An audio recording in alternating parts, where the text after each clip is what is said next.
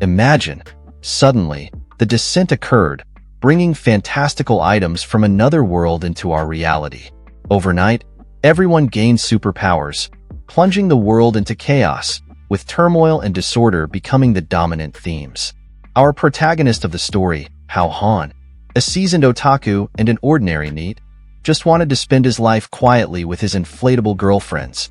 But he never expected that, along with the items from another world, there would also be women too. They came from unknown origins, but their goal is clear: to produce more. Damn it, that's not the script. Let's get back to the story. Their goal is clear: to capture Hao Han. No matter what their purpose is, since they've come knocking on his door, how could he not take up his arms and seize the opportunity? Bring it on, girls who don't know what they're getting into. He will protect this world, and he will have all of them. During these past few days, a mysterious game called Post-Apocalyptic suddenly became popular all over the internet. Many game lovers became addicted, but what is hard to understand is that the developer is still unknown, as if this game emerged out of thin air. Hao Han, at home drinking beers while sitting on a sofa, said, even if it was a ghost doing, he can't play video games anyway, not in this life. He stood up, gave a big burp, and threw the can away while walking to his bed. Specialists warned that it's not worth indulging in video games, especially concerning ones of unknown origins, lacking supervision and regulation. Please take the initiative to uninstall it to avoid falling into a fraud trap, they said. After that, he fell asleep silently while putting his left arm on a pillow. Otaku girlfriend. A mysterious voice said, she finally found him. He opened his eyes in haziness. A girl with a combination of cute and sexy features appeared to be sitting on his body, saying she would now take care of it. Still in his hazy, sleepy state, Hao Han asked himself if he was dreaming. While the girl leaned toward his face about to kiss him, the scene shifted to a metaphor of a Venus flytrap and a bamboo shoot. When the bamboo shoot got bitten by the flytrap, Hao Han's body shook, and he put both of his hands up, not knowing what was happening. He asked, "What did grab just now?" while his face blushed. He finally snapped out of it and saw a young, beautiful girl in his eyes, while she was very delighted. A shocking sound could be heard across the building. Hao Han asked the young girl who she was. While they both were sitting on his bed, the girl opened her mouth and spoke lightly. What a pity! She wanted a little more. Then she introduced herself. Her name was Ranjun Chi, and she was from an indistinct financial group. She apologized for tarnishing his body without permission, adding that the circumstances were urgent. While she was getting closer to him, he wondered what indistinct financial was. They both paused, looking at the window curiously. In the blink of an eye, a werewolf broke into his house through the window, surprisingly with a bang. Hao Han protected himself with his right hand. Then a strong blast of flames hit the werewolf out of the building with an angry sound. Stay away from him. Hao Han covered his head with both hands, opened one eye trying to see what had just happened. He was shocked to see that the cute girl Ranjun Chi was the one behind the flame attack. Ranjun Chi, still sitting on the bed, her hands not yet released from an attack form, with the sparkling of flames visible, said, before she completes her gathering, no one can even think of harming him. They both looked through the hole in the wall, seeing more werewolves coming with a roar. Ranjun Chi said, ugh, there are more. She jumped from the building through the wall, looking back and telling Hao Han to wait a moment. She would deal with those beasts, then she would happily look for him. Hao Han watched her from the hole in the wall, while she shouted to watch out for the fire flow whip. Coming back to his senses, Hao Han was shocked and asked, what the heck is going on? A mysterious sound came from the monitor and said, it never expected what it developed to be so fierce. It even got through the dimension barrier. Hao Han looked at it curiously, seeing the monitor asking him to be ready because it would be more exciting soon. With an angry face, saying nothing, Hao Han walked to the monitor, grabbed a chair, prepared to hit the monitor, and asked, what the heck of a toy is it? The monitor replied that it wasn't a toy, but the ruler of the post-apocalyptic game, and it was about to become the world's most famous ruler. Hao Han paused and asked, if it wasn't the developer of that mysterious game. The monitor then introduced itself as Wan Xiang, the past's, the present's, and the future's most powerful system. It continued that this game was just a practice, It just used a little bit of its ability and already managed to make these ordinary people incapables of freeing themselves. Hao Han pointed at the hole in the wall and asked, "In that case, whatever is happening outside, is that also its doing?" Wan Xiang didn't answer and continued its blubbering. Just playing games on the phone is too tiresome, and it doesn't reveal its wisdom and power. After going through 10,086 updates and alternatives, it successfully got through the dimension barrier. The world and the game have already been interconnected. That woman from a moment ago, and those werewolves are all characters of its game. They all come looking for him, simply by passing through the wormhole. With a cruel look on his face, Hao Han asked the system, "Why are they looking for him? He have never played its game before?" The system replied that it was just a coincidence. When it was constructing the game's world outlook, it needed to look for a common host for all creations, similar to the Panga creation mythology. Hao Han asked, "All right, and then what?" The system said it casually found a picture of Hao Han randomly on the internet, and therefore all the characters of the game are convinced that he is their savior. They came looking for his help because only the game characters can enter the real world, and he's unable to enter the game's world. The system also told him that the woman named Ranjun Shi would use every method to seize Hao Han's energy element, which means his seed. This way, she could take his offspring back to the game world, thereby giving birth to a savior, changing the course of events. A flood of tears came out of Hao Han's eyes, and he asked Wan Xiang, "Is it saying that there will be more young girls coming to get his human body? And when are they coming?" Seeing Hao Han working out, Wan Xiang asked, "What is he doing?" Hao Han replied that he's warming up to get ready to meet the upcoming fierce fights. The system said in that case he's overthinking. Their goal is to take over his energy element. After all, one descendant of the savior is enough. Therefore, no matter who takes away his first time, in the end, either they will cut off the top of his head or the bottom of his head. "Damn it, poor Hao Han," Wan Xiang said. After hearing this, Hao Han became anxious and sweat emerged on his face. He then packed up his things and prepared to run away. The system asked him where he was going. He replied, he isn't going to get killed by it. He's taking advantage of the commotion outside to run away. But the system said it was afraid there wasn't enough time and told Hao Han to look outside. Hao Han gazed outside, puzzled to see the sky full of portals opening. People in the city on the street are looking up at the sky while the portals shoot light beams down. One man on the street sees game items appear from a light beam and asks, "What's going on?" Meanwhile, Hao Han is looking at the sky and asking, "What are those light beams?" The system then says its video game has already broken through the dimensional barrier. Every kind of equipment, props, and even parts of the game will come to this world too. From now on, they won't need to use their cell phones to play games. Their life will be a game. Hao Han turns his head back to the system, clenching his teeth, and says the system is crazy. Thinking this time if it wants to get a hold of him, running away won't be useful. He looks through the hole in his wall, seeing Ranjun Shi sitting on the street in front of a large werewolf king. Earth System Rank 3, and he says, "This is bad. This girl can't fight anymore." He asks the system, "Since this is happening, just quickly give him some equipment and props. He's the savior, so he can't just be killed by a mere group of barking dogs at the start." The werewolves are puzzled about the phrase, barking dogs, and mutter that they're clearly wolves. The system states that it came here to grant him the most powerful golden finger. The rules are very simple. If he makes it feel good, he can obtain free points. The points can be converted to chances to draw cards, to win occupational skills, equipment, medicine, soul beasts, and rank treasured props. Technically, a basic concept of RPG games. Upon hearing this, Hao Han's face becomes one of the titans in Attack on Titan. He asks the system what it defines as an act that makes it feel good, while thinking why he has an ominous feeling about this. The system tells him it was brilliant how he was written by Ranjun Shi. It will reward him with 30 points. Immediately, a plus 30 points appears on his head, indicating that his points are up. 3 glowing cards appear in front of him. The system says, use 30 points to draw a card. Red represents occupational skills, blue represents equipment, and gold represents medicine. Now he can choose. Clenching his teeth, our protagonist smiles and says, obviously a skill. The system congratulates him for gaining a C-level occupational skill, Flame Blast Fist. Attribute, Fire. Attack potential, plus 300.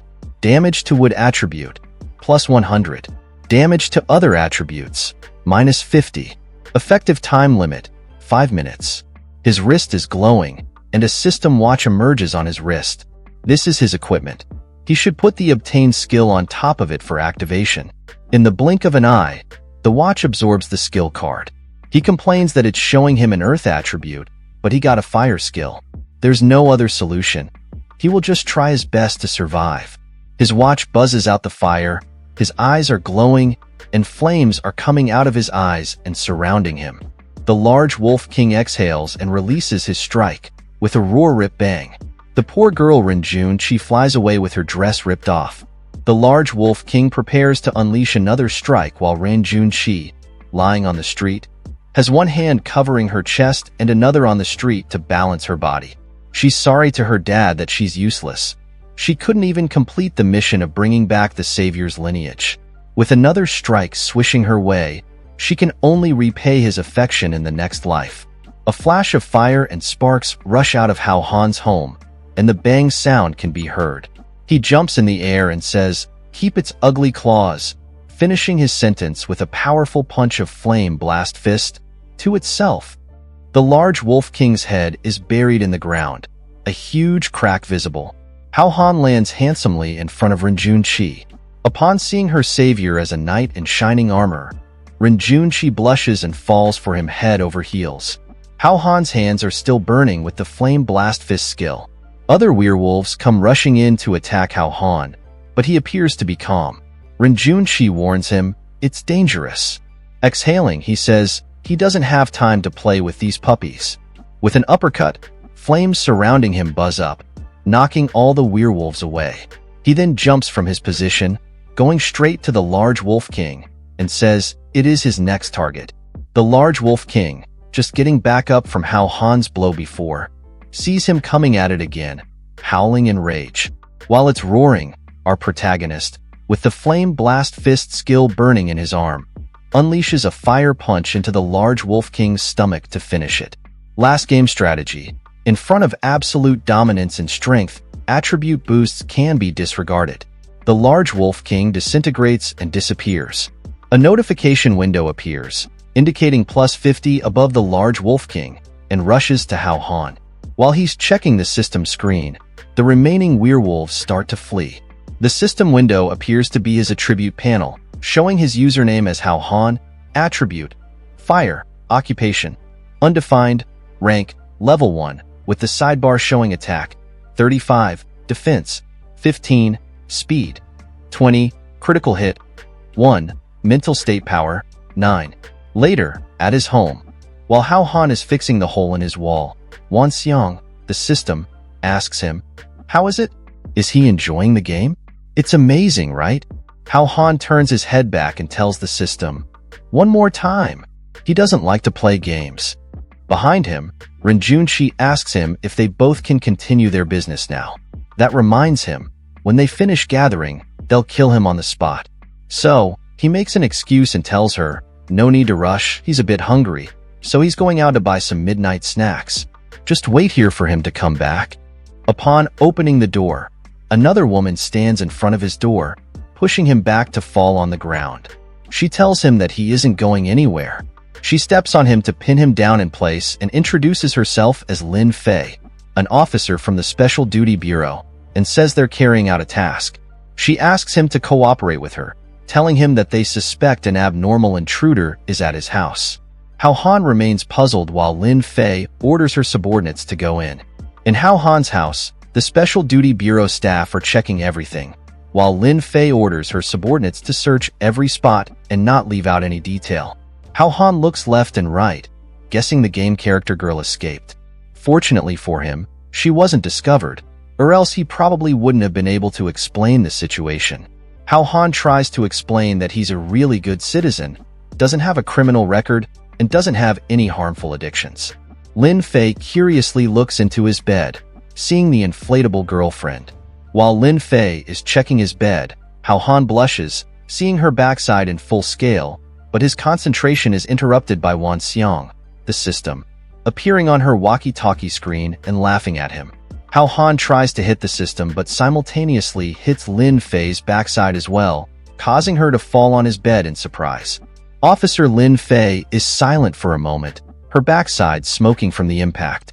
Hao Han's body shakes, sweat emerging on his face while he keeps the molester pose. Lin Fei turns back, points her finger at him, and orders the pervert Hao Han to the bureau because she wants to personally inspect him. On the street inside the police vehicle, Hao Han's hand is cuffed to the grab handle. He tries to convince Officer Lin Fei that he's innocent, but she tells him to shut up. An explosion occurs. It's a bank robbery. The robber has 4 mechanical tentacle arms like Doc Ock from the Spider-Man universe, carrying 2 suitcases while the bank employees ask for help. There are lawbreakers and a couple of monsters from the game world as well. Hao Han, still handcuffed, upon seeing this, says, "Things are messed up. This world is in a mess." Lin Fei, the captain of Squad 1, is sitting in the car, crossing her legs, and picks up a walkie-talkie to inform the general office. There are lawbreakers robbing the National Bank. Please stop them. The radio on the other side replies to Lin Fei that her task is to investigate the primary scene and not to deliberately complicate things. Squad 2 has already been dispatched to arrest abnormal individuals and bring back strange objects. This was the director's idea. Lin Fei tosses the radio away while grumbling. These trash rebels just took advantage of the situation. They should be exploded into little pieces. Hearing that, Hao Han clenches his teeth in fear silently. At the Special Services General Headquarters, Hao Han is ordered to sit tightly in the interrogation room. He asks the officers how long he needs to wait, but they just ignore him without answering. He contemplates, thinking that damned system really will kill him this time. He decides he will just tell them everything when he gets a chance, adding that he's also a victim.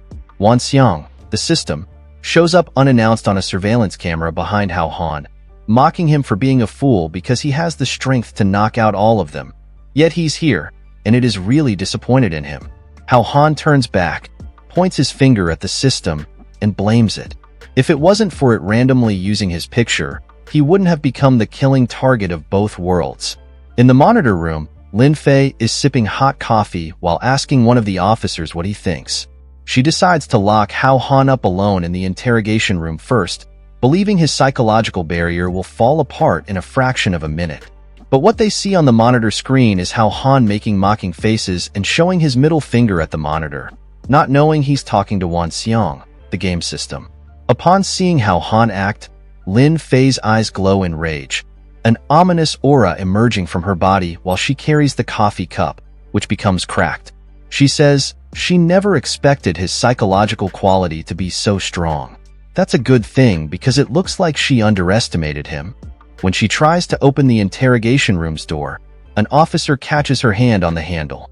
His name is Tang Siyao, and he tries to confess his love to Captain Lin Fei, saying, "Don't just refuse like this." It's well known that he's captivated by her, and she still refuses like this. He's unsettled. Please give him a chance. He promises that tonight will be a memorable one. Lin Fei puts on her scary face like a ghost, giving a deadly glare at Tang Siyao, and tells him she knows his nature very well. She isn't like some idiots that got pregnant by him. If he dares to harass her again, she'll cripple him. Then she enters the room and slams the door to close. Behind Tang Siyao, a couple of girls' officers gossip about him, saying, "Another failed confession." He thinks he can use Lin Fei to establish a relationship with the director and climb higher. That's so low of him. The girls add, why didn't he pursue Lin Fei in the past before her father became the chief of authorities? A man like him is a coward. Tang Siyao turns his head back, with an intense, angry look on his face, clenching his teeth, and says, "Wretched gossipy women." Meanwhile, in the interrogation room, Lin Fei sits in front of Hao Han, crosses her legs, holds her hands under her chest, and asks Hao Han what he saw in tonight's unknown invasion and why the first invasion wave happened at his house. Hao Han puts one of his hands behind his head, laughing, and tells Officer Lin Fei he doesn't know what she's talking about. Lin Fei slams the table, telling him to stop pretending in front of her. She leans down to him with a classic interrogation style, puts one hand on her waist, and asks, Why did they look for him? Damn it. Heaven above, I really love this classic style. Hao Han, unexplainably, scratches his cheek and blushes, looking at Lin Fei's big, juicy melons. A moment later, on the building staircase, a splash of blood can be seen on the wall while laughing sounds can be heard. It's Tang Siyao, pulling his pants back up, saying, "This thing is really useful. Who will he taste next?" He wants Lin Fei to know the cost of humiliating him. Then he leaves the crime scene with the two bodies of his dead colleagues that he just murdered in cold blood.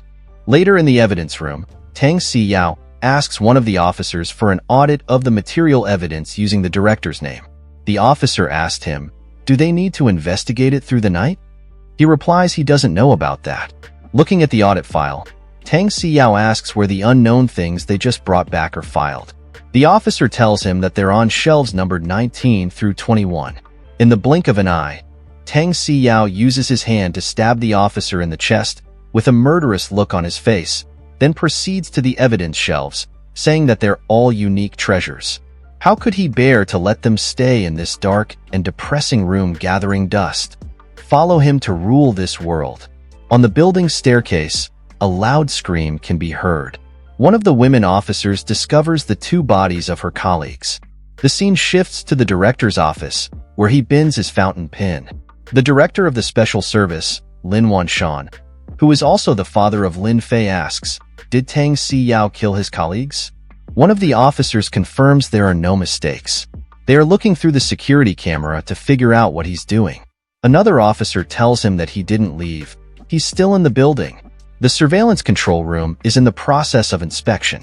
The conversation is cut off after another officer opens the door to report. Tang Siyao has been found. He entered the evidence room 20 minutes ago and hasn't left. Both officers wonder what he could want from there. The director stands up in anger, clenches his fist tightly, and says, "It doesn't matter what he wants." An ominous aura appears out of his body, his eyes glowing with a murderous look, and he says, "Anyone with the audacity to kill their colleagues needs to die. He'll personally give him the special services punishment." In front of the evidence room, the special force has been deployed.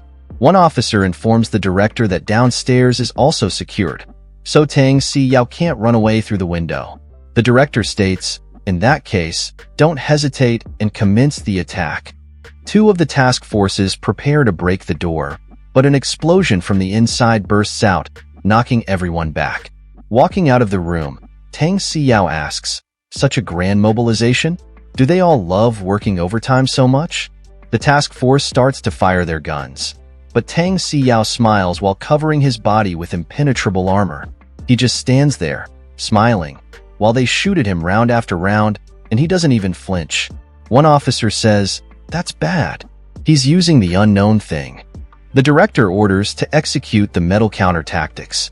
The task forces throw liquid nitrogen grenades at him to break his armor, but he notices it and states, "How naive of them to try to break his armor." He lifts his hand, extends it up, and flames start to emerge from his hand. Smiling like a psychopath, he tells everyone that today he will show them what real terror is. The director orders to sound the alarm and evacuate everyone. He dashes forward to confront Tang Siyao. Tang Siyao laughs and asks if the director thinks he stands a chance against him. With the sound of a bang, their hands clash against each other. The impact is so strong, knocking both of them backward. But Tang Siyao's flame seems to do more damage, extending to hurt others while they are clashing. Inside the interrogation room, Lin Fei is locking Hao Han's neck in her arm, torturing him, asking him to speak about what exactly happened in his room. But suddenly, she is interrupted by the alarm. Everyone is panicking. She asks what is going on. In a shocked demeanor, they answer that Tang Siyao transformed and quickly ran. Unexpectedly, the ceiling is destroyed, and Tang Siyao jumps down from the upper floor. With a monstrous look, Tang Siyao greets her, saying they meet again. She quickly pulls out a gun. The scene changes to Hao Han coughing from the madwoman's torture. Hao Han hears the bang sound from the wall. He takes a look and sees Lin Fei taking a blow from Tang Siyao in the strange armor suit. Tang Siyao unequipped his armor, grabbed both of Lin Fei's hands, and pushed her against the wall while she helplessly struggled to escape his grasp. He asked her how she would resist him this time, with a perverted tone, while she clenched her teeth. Upon seeing Hao Han, she asked him to save her. Tang Siyao turned his head back, seeing our cowardly protagonist trying to sneak out of the room. Hao Han put his hand behind his head, laughed friendly, but sweat appeared on his face, and he said he was just coincidentally in this room and didn't want to disturb the two of them. In his thoughts, he just didn't want to get involved in this mess. Tang Siyao told him, "All right, just get lost," while grabbing both Lin Fei's helpless hands. Upon reaching the door, Wan Xiang, the game system pretending to be Hao Han, mocked him. "Despicable scum. Bullying women doesn't make him a hero. Come to him if he has the guts." Tang Siyao turned back to Hao Han again, with an angry face and a vein visible under his eye, asking Hao Han if he had a death wish. While Lin Fei was blushing, Hao Han was scared, sweating bullets. He pointed his finger at the security camera and said it wasn't him who said that. It was the voice from there. Tang Siyao, outraged, clenched his teeth with veins all over his face, pointed a finger at Hao Han, and told him this was the last time he was giving him a chance to leave immediately. But the system continued to mock Tang Siyao, calling him useless trash, incapable impotent, asking if he thought he could do it. Tang Siyao turned back with a murderous look this time. Seeing this, our cowardly protagonist, with tears flowing from his eyes like a river, said it really wasn't him. Tang Siyao, with his hand covered by his armor and sparks of lightning, rushed toward Hao Han in a flash, saying he was going to tear him into pieces today. Immediately, Hao Han drew out a skill card, leaving Tang Siyao puzzled. He put his card into his skill absorber watch and said, "Please, don't be a useless skill." Two big flame orbs appeared under his palms, casting fire surrounding him. A notification popped up saying, "Congratulations, player. He has acquired a C-level skill, Blood Dragon Pillar. Attribute, Fire. Attack power, 250. No attribute conditions." With that, a huge flame attack burst up in the room, causing the walls to shatter into pieces. Tang Siyao put on his armor and fell back to evade the attack, saying he had let his guard down while coughing. After the flames settled down, multiple broken walls could be seen, and Tang Siyao was sitting, thinking that Hao Han was pretending to be weak. But it didn't matter because this only made the game more fun for him. Then he released some sort of energy from his card absorber watch, similar to the one belonging to Hao Han, and commanded it to go find them for him. Meanwhile, Hao Han and Lin Fei were both panting after escaping from Tang Siyao. Hao Han exhaled in relief, saying they finally escaped, while Lin Fei was still panting. Suddenly, the game system appeared on the monitor and scolded Hao Han, saying he was its chosen savior and asking how he could be so cowardly. Shocked, Lin Fei opened her mouth widely and asked, "What the hell?" After hearing what the game system said, Hao Han's face became serious, clenching his teeth in anger. He asked the system if it thought he would give in for free, mentioning how many skills points that guy had on his bracelet and how he could possibly beat him. The system, smirking, replied that he was the chosen one and asked what he was afraid of. It's just equipment, and it told him to please it, and he could have as many points as he wanted.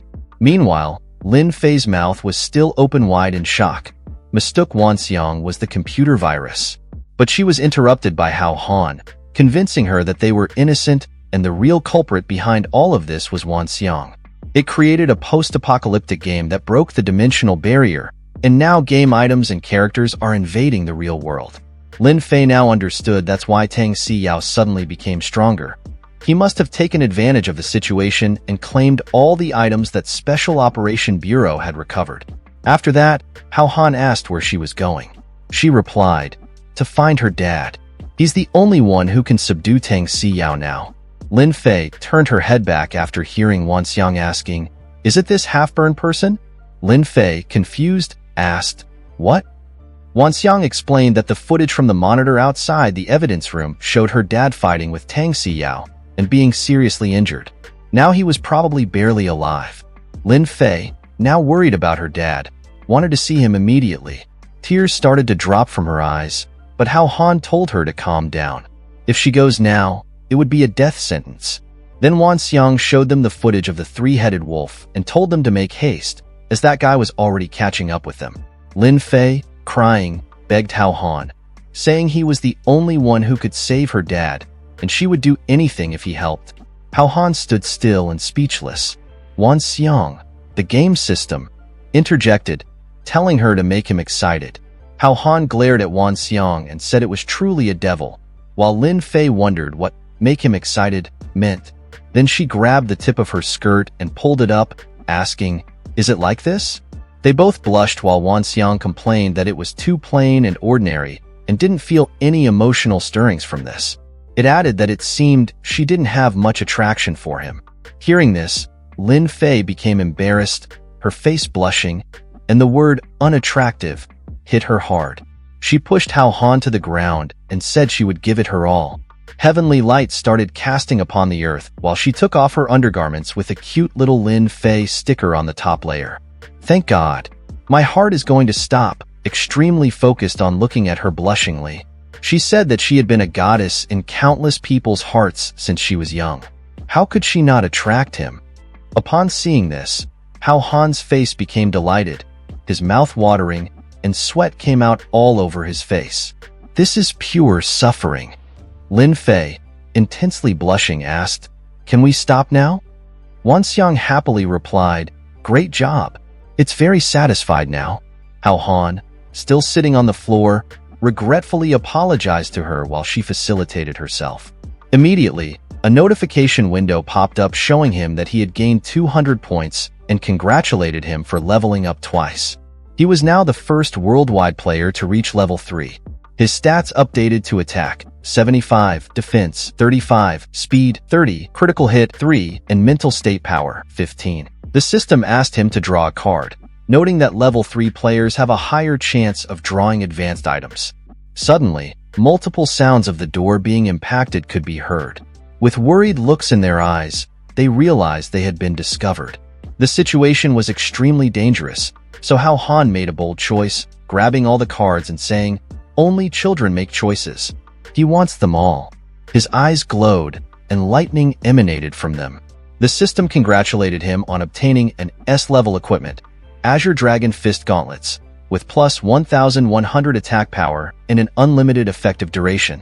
Another congratulation showed he had obtained a B-level pill, Ice Heart, which changed player attributes for 30 minutes, and a C-level skill, Earthbound Cage, with 10 uses. He immediately equipped the gauntlets, ominous lightning surging around him, his eyes now glowing. The beast broke through the door, roaring and rushing toward Lin Fei to attack her. Her eyes widened in fear, but Hao Han jumped to intercept it. With the power surging from his gauntlets, he told Lin Fei to get down. He punched the beast from above, causing the ground to shake and crack. The beast cried in pain after taking the blow. Meanwhile, Tang Siyao wondered why the ground was shaking. An explosion of shockwave combined with a power surge buzzed out from the building. Seeing this, Tang Siyao clenched his teeth, smiling excitedly. The three-headed wolf was instantly killed by that attack. To think that Hao Han had more tricks up his sleeve. He quickly ran into the building, shouting, "It's all his now." Back with Hao Han, the three-headed wolf lay lifeless after taking the blow. Pulling his fist back while the gauntlet was still smoked, he was surprised by his own strength. Lin Fei was amazed as well. Wan Xiang informed them that the Azure Dragon set was one of only 4 S-level equipment sets. It had 5 components, and when fully assembled, it could rival even triple S-level god equipment. Hearing that, Hao Han praised Wan Xiang, calling it the most wise and intelligent AI god of his time, and said he would rely on its guidance to witness the full glory of the Azure Dragon armor set soon. Wan Xiang, acting proudly, replied that it would tweak the parameters for him, ensuring he had a higher chance of drawing it. After that, Hao Han took Lin Fei's hand and said, "Let's go, let's save everyone." He clenched his teeth, smiling, realizing flattery always works. He had figured out how to manipulate the system, in other words, to manipulate Wan Xiang. Suddenly, a shard of crystal came to his face at high speed. He quickly blocked it with his gauntlets, breaking it into pieces, and scolded Wan Xiang for not warning him that there was an enemy at the door. Wan Xiang, the system, replied angrily, because he kept talking to it. The attacker was Tang Siyao, who said, "Hao Han got some nice stuff. Join him, and together they'll conquer the world." Hao Han lifted both hands, apologizing that he isn't interested. He just wants to go home and sleep. And Tang Siyao should move out of the way. Tang Siyao, angry, said Hao Han didn't know what's good for him, so he'd send him on his way with another crystal attack. 3 crystals came at Hao Han at high speed.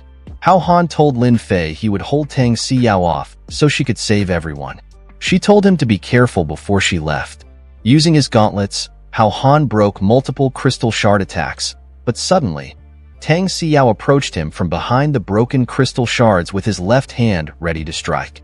Tang Siyao prepared his punch intensely, thinking that when it came to combat experience, he was far superior to Hao Han. He released his crystallized punch. Hao Han immediately blocked it with his gauntlets. The impact was so strong that the shockwave shook the room and the air trembled. Suddenly, Tang Siyao's crystal started to crack. The electrical surge ran through his arm. The armor on his arm twisted, and Hao Han's power charged. With an uppercut, Hao Han punched Tang Siyao, sending him flying into the air, emanating his power, forming a dragon energy. Tang Siyao screamed in pain. The punch broke the wall of the building, sending him miles away. Hao Han was shocked after releasing this move, looking through the broken wall, his eyes blank. Wan Xiang, smiling, said, "Don't be foolish. This is the S-level Azure Dragon Armor. Its blocking can unleash 10 times the counterforce." It told him that it would get him good equipment, and how could he get beaten by this weakling? Hearing this, Hao Han bowed his head, thanking Wan Xiang, praising it and calling it Big Brother. Wan Xiang laughed proudly, but they were interrupted when a burned hand caught Hao Han's shoulder. Upon turning his head, another blow was coming his way. The scene shifted to Lin Fei running in the hall and calling out for her dad.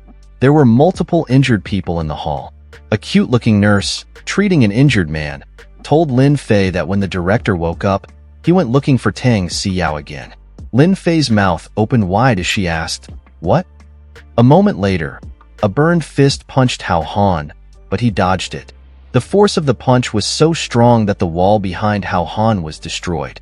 The patched-up man was none other than Lin Fei's father, the director. After evading the blow, Hao Han thought, "Isn't this Lin Fei's father?" He looked at the wall, only to see that it had disappeared and there was a big hole in it. His face became puppet-like, sticking his tongue out like a snake, and he asked, "What kind of grudge is this? He's hitting so hard." The director threw another punch and shouted, "Die, Tang Siyao." Not realizing he was fighting Hao Han, blow after blow, he commanded him to stop. Hao Han struggled to evade the director's attacks. He shouted to him to open his eyes and look carefully, as he had the wrong person. Lin Fei arrived in time and told him to stop hitting him because he wasn't Tang Siyao. After hearing this, he couldn't help but pause, realizing that he had mistaken the wrong guy. A few moments later, ambulances had arrived, and part of the building was completely destroyed. In the director's office, Lin Wanshan, the director of the Special Duty Bureau, was being treated by a couple of cute nurses while he listened to the report. According to preliminary statistics, 6 people were killed, 13 seriously injured, and 45 slightly injured. 135 pieces of evidence were stolen. Hao Han asked where Tang Siyao was. The officer replied that they searched but couldn't find any trace of him. He probably took advantage of the wreckage to escape. Clenching his teeth, Lin Wanshan promised to bring him to justice. Then he asked Hao Han if the incident was related to the post-apocalyptic game. He wanted to know where the system was and told Hao Han to call it out. Hao Han replied that he had been calling it for a long time, but the system had a personality and probably didn't want to cooperate. Lin Fei confirmed that she had seen it with her own eyes and that he wasn't lying. An intense aura emerged from Lin Wanshan. His eyes glowed as he put both hands in front of his mouth, saying, "Tang Siyao only got a part of the badge, and he can cause such a mess. There are still an unknown number of badges in society, which is a huge risk. He will report this to the higher-ups immediately and form a heavily armed rapid response team to be on standby." Additionally, from now on, Lin Fei will be the leader of the Special Operations Team, drawing elite forces from the entire Bureau to collect badges, train team members, and quickly adapt to superpower combat mode. As for Hao Han, He will be a special consultant, receiving combat training and assisting Lin Fei. While Lin Fei saluted her father, confirming the order, on the other hand, Hao Han was surprisingly shocked. He made an excuse that he was just a small office worker and must go to work the next day. So he lifted both of his hands, closed his eyes, and asked if he could not get involved. He opened his eyes just to see no one in the chair. Suddenly, Director Wan Xiang appeared behind him, placing one hand on his shoulder, with an intense look on his face, warning him that he had turned his office building into a level 2 hazardous building with one punch, and what he did to Wan Xiang's precious daughter. Shouldn't he do something to compensate for it? With a lifeless look on his face, Hao Han couldn't refuse but accepted the order silently. At night, Hao Han and Lin Fei arrived at his apartment building. He sighed, grumbling that Director Wan Xiang really knew how to do business, adding that he was clearly helping but in the end, he had to compensate. Lin Fei closed her eyes, her cheeks blushing red, and asked if he was so eager to cut ties with her. She added that he had seen everything and shouldn't he help, in a nervous tone. Hearing that, Hao Han's face became puzzled, thinking, is this still the heroic policewoman from before? Why did she suddenly become so soft and weak? While he opened the door, Lin Fei told him not to dawdle, just pack his bags and come with her. Tang Siyao might retaliate against him, and the special bureau had arranged a safe place for him. He replied lazily, okay. Upon entering his apartment and seeing who was inside, he couldn't help but be shocked. With a lovely body figure, small mouth, pointy nose, combined with silver hair and orange eyes, in an uncomfortable pose with a blushing face, the girl was Rin Junqi, a game character from Wan Xiang's game world. She asked if he was done with his work, and said she was willing to wash away his fatigue if he was exhausted. Hearing that, Hao Han's eyes and mouth became square-shaped. He asked Rin Junqi why she was still there. Hearing a loud noise, Lin Fei entered the apartment and asked what was wrong. Then other loud screams and questions could be heard across the building. After a couple of Q&A, they all decided to go to the safe house. At the safe house, Lin Fei told them this was a safe house borrowed from the security bureau. Tang Siyao wouldn't find it. From today on, they would live there. Hao Han admired it, saying, what a beautiful house. While Lin Fei told him that his room was on the second floor and she would live next to him, he could call her if he needed anything. Rin Junqi's room was in the basement garage. She asked why, her eyes becoming perfect circles and flames emitting from her back. At that moment, Hao Han stepped in to prevent World War III between the two girls. He told Lin Fei not to provoke her because she almost burned down his whole building. He suggested recruiting her would be a big help. Lin Fei closed her eyes, saying nothing but, humph. Then she walked up the stairs, telling them she was going to rest now, and they could do whatever they wanted. Hao Han sensed jealousy from Lin Fei, and sweat emerged from his face. Meanwhile, Rin Junqi happily hugged his arm, telling him to go back to his room and continue their business. More sweat came out of his face, and then he told her they should go to their own rooms because he was really tired today and couldn't do any more physical exercise. Tears emerged from her eyes as she was about to cry, asking if he was disgusted with her. He declined her question and apologized, saying he was really tired. Once he rested, he would definitely satisfy her. Closing his door, he sighed, hearing Rin Junqi say she would be waiting for him and to make sure to have a good rest. At that moment, Wan Xiang told him that he needed to seize the opportunity. If the three of them got together, it would definitely give him more points. Hearing that, Hao Han took a gaze at it, his eyes glowing. With a murderous look, he said he had always had a question. Since Wan Xiang was already an omnipotent system, why was it so obsessed with watching him act out R-rated scenes for it? Until now, he finally understood. It didn't have that ability. The tables had turned. He had found the system's greatest weakness. Wan Xiang once thought that the post-apocalyptic game it created had no difference from the real world. But then, it realized that the world was missing the most important joy, sex. Even with all its wisdom, it couldn't provide the pleasure of R-rated content. After countless failures, it finally found the key to the problem. Wan Xiang itself did not know what it felt like. Crying and sobbing. It's just like those people who like to read R-rated manhwa without first-hand experience. It's unable to feel the real sensation, so it has to observe him to gather data. Hao Han asked why it must find him when there are so many learning resources online, like those from beyond R-rated sites. If it doesn't know, he can give it a website. Wan Xiang rejected this, saying that's different. Renjun and the others are NPCs it developed.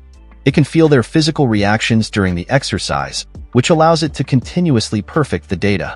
So, he must train them a lot. The more variety, the better. Hao Han stated that having Renjun alone is enough for Wan Xiang to gather data. He suggested shutting down the Descent channel and looking at what those game elements have done to the world. Wan Xiang, sweating bullets, though how it can sweat since it's just software and code is uncertain, said the more girls, the more fun it is. Maybe they shouldn't shut down the Descent channel after all. In a nervous tone, Hao Han's eyes glowed with rage, asking if Wan Xiang could no longer stop the Descent. Wan Xiang pretended to laugh nervously, saying, "How could that be? It is a god of its world. What can it control?" Hao Han, crossing his arms on his chest, said that it still wouldn't admit it. He threatened Wan Xiang that he would cut off the power now and never give it the chance to bother him again in this life. Wan Xiang asked him to wait a moment, saying that, in its quest to explore the essence of R-rated content, it had messed up the underlying code of another world, accidentally tearing a dimensional barrier. This caused the two worlds to connect, and the Descent function could no longer be stopped. It didn't know when it would begin next. After hearing this, Hao Han became furious. Putting one hand on the screen, he told it that it was going to bring both worlds to ruin. Wan Xiang replied that as long as it got enough data to complete the final game code, it could fix the crack. Hao Han mumbled about such misfortune. Therefore, Wan Xiang told him to rest for now and keep it up tomorrow. As he fell asleep, he thought the events that happened were simply too outrageous. The sun rose, and Hao Han woke up without any clothes, even though he had been fully dressed before sleeping. He was so tired he didn't even remember when he fell asleep last night. At that moment, he realized that all of his clothes were gone and asked where they were. Looking aside, he was surprised to see Renjun sleeping beside him on the bed while she was blushing. He took the blanket to cover himself, asking how she got in there. He had clearly locked the door. She replied, "Did he?" She had just pushed it a bit and come in. Hao Han looked at the broken door and imagined her strength was just to push it a bit. He paused for a moment and thought, could it be that his energy element had already been collected? Renjun told him not to worry. She just helped him undress. She hadn't done anything else while they were both bare-skinned on the bed. Geez, what can a man think after waking up in the morning like this? She closed one of her eyes, pointed her finger up while still in an uncomfortable pose, and added that he needed to rest well first to ensure the quality of the little worm. Then she picked up her shirt and went to cook for him right away. After she left, he sighed, gratefully thinking that she didn't take the chance to mess around. Otherwise, he would be dead. He needed to take better safety measures in the future. Suddenly, he noticed something and asked what this thing he was wearing was. He took it off, held it up in front of his face, and wondered what this ring-like object was. Later, he came downstairs, calling the security company to send him 10 locks, the kind that can withstand a nuclear explosion. He was shocked to see Renjun holding a kitchen knife, preparing to cook a meal with a tied-up tiger, which was sweating and begging for its life. The news on the television broadcasted that a fully grown Siberian tiger had mysteriously disappeared from their city's zoo the previous night. The police were intensifying their investigation and urging the public not to panic. He clenched his teeth, pointed his finger, and angrily ordered her to return the tiger to the zoo as soon as possible. She accepted the order and carried the tiger on her shoulder. As he closed the door, he thought this girl's thought process was really unique. Suddenly, there was a hand pulling the door. He asked what now, and a beautiful girl showed up, wearing a red crisscross halter and tight yoga pants. She had 2 large juicy melons and 2 big purple swords on her back. She asked him if he was Hao Han. He curiously replied yes and asked who she was. She introduced herself as the princess of the Northern Wind Empire, Jilu. While she drew one of her swords from her back, she told him not to be nervous. She meant no harm and just wanted to borrow something from him. Upon hearing that, his face became pale and his eyes widened, wondering what this something was. In that vast continent, the Northern Wind Empire is the strongest nation, with a vast territory and a strong military. All under heaven are her subjects. However, half a year ago, vicious demons attacked her country. The prosperous capital was burned to the ground, and the elite forces of the kingdom were completely wiped out. She alone bears a deep blood feud, seeking a way to defeat the demons. Her only hope is to retrieve the sword that once conquered the land and established the Northern Wind Empire again. The kingdom's guardian dragon general, and that person, is his great-great-great-grandfather, Do Jin. She explains the whole story while having Hao Han tied up in a chair. She adds that only by reclaiming the bloodline of the Hao family from him can she cultivate the hope of restoring the kingdom. She needs what he has, and he must give it to her. Hao Han laughs nervously, asking if he can give it, but if she can just go back after she gets it. She replies that the demons are also searching for him because he holds the secret to breaking their final seal. After this is done, she will personally send him on his way. Hearing this, Hao Han is outraged and asks why everyone is so unreasonable. Jilu says, "Enough talk. Let's begin." She draws her swords, slashing left and right. In the blink of an eye, Hao Han's clothes are shredded into pieces while he is still tied to the chair. Upon seeing Hao Han's bamboo shoot, she is amazed at its size, admiring it. As expected of the descendant of the guardian dragon general, she says, her eyes wide open in shock. Hao Han opens one of his eyes and immediately widens them upon seeing Jilu jumping into the air. He asks her what she is doing. Jilu, still in the air, with her yoga pants magically flying away, says she will be in his care. Hao Han screams, "No, don't." Then the scene cuts to where they are hugging each other, while a cute Renjun-chi sticker appears out of nowhere. Thank God she's here. Otherwise, most of my viewers' hearts would stop in this scene. The scene then shifts to Jilu, who is extremely blushing. I cannot describe the detail because I have no choice but to skip the scene due to intense R-rated graphics. Jilu closes her eyes, opens them slightly, and says that she has read in novels that it gets better when he moves. Suddenly, someone points a Minecraft weapon at her and tells her to get down. It is Lin Fei. She asks what they are doing. Jilu turns her back to Lin Fei and asks Hao Han if that is his rightful consort. She adds, "Too bad for her, as she already succeeded." Hearing that, Hao Han clenches his teeth, with an intense look in his eyes, and asks Jilu who she is looking down on. It's far from over. Lin Fei shouts at Hao Han. At a time like this, he's still doing such dirty things. Outside is utter chaos. Hearing this, Hao Han is startled, thinking if Jilu has appeared, it means the second wave of descent has begun. He asks what the situation is right now, and if they can control it. Lin Fei turns her back to him, saying that the Bureau had made prior arrangements and is recovering the descended items. However, a small squad is in trouble. The director wants her to take him there for a rescue mission. Hao Han replies, "All right, let's go right away," while his business with Jilu isn't finished yet. Jilu quickly refused, saying that he must finish the task today.